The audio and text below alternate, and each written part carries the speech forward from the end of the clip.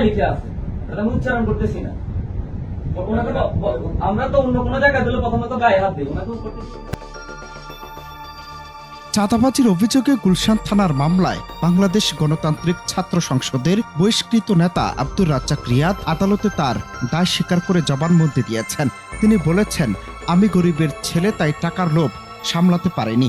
এছাড়াও পুলিশের কথা বিশ্বাস করে ওই বাসায় গিয়ে গ্রেপ্তার হন বলেও জবানবন্দিতে জানান তিনি। এই সরল স্বীকারোক্তির পেছনে জড়িত ছাত্র নেতা, রাজনীতি, পুলিশ ও ক্ষমতার বলয়ের নানা রকম জটিল সংযোগ। আজ রোববার ঢাকার মেট্রোপলিটন ম্যাজিস্ট্রেট মোহাম্মদ সিফায়েতুল্লাহের আদালত তার জবানবন্দি রেকর্ড করেন। রিয়াদ জানান, চাঁদাবাজির 10 লাখ টাকা তিনি এবং অপু সমান ভাগে ভাগ করে নিয়েছিলেন।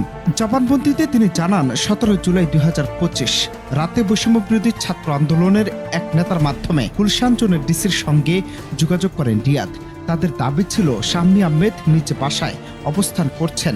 পুলিশকে বিষয়টি জানানো হলে অভিযান চালাতে সম্মত হয় গুলশান থানা, কিন্তু ফজরের আজান পর্যন্ত অপেক্ষার কথা বলে।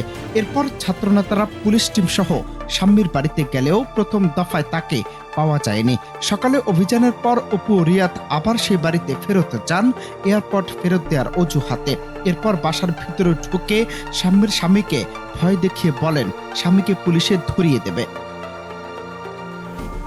এতে ভীত হয়ে শাম্মীর স্বামী টাকা দেওয়ার প্রস্তাব দিলে দাবি করা হয় 50 লাখ টাকা, কিন্তু বাসায় তখন ছিল 10 লাখ টাকা।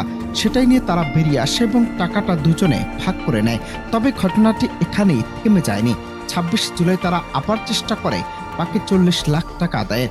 এবার রিয়াদ নিজে যাননি, পাঠান ইব্রাহিম, সিয়াম ও সাদমানকে। আর তিনি গুলশান মোড়ে অপেক্ষায় ছিলেন, কিন্তু পুলিশ আগে ফাঁদ পেতে রেখেছিল। পুলিশের কথায় বিশ্বাস করে রিয়াদও যান বাসায়, আর সেখানেই ধরা পড়েন টাকা সহ হাতে নাতে।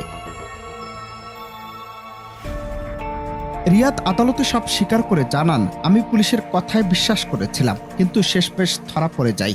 তার সঙ্গেও আরো 3 জন কারাগারে পাঠানো হয়েছে। অপর অভিযুক্ত জানে আলম অপু বর্তমানে রিমান্ডে রয়েছেন। জানা গেছে, শুক্রবার রাজধানী থেকে গ্রেফতার হওয়া জানে আলম অপু জয়পুরহাটের আক্কেলপুর উপজেলার পুরোঘর দিঘি গ্রামের নিম্নবিত্ত আনোয়ার হোসেনের ছেলে। প্রায় 10 বছর আগে তার বাবা মারা যায়। অপু রাজধানীর গ্রিন বিশ্ববিদ্যালয়ের আইন বিভাগের শিক্ষার্থী। অনন্ত হাসান মাসুদ, বাংলা টিভি।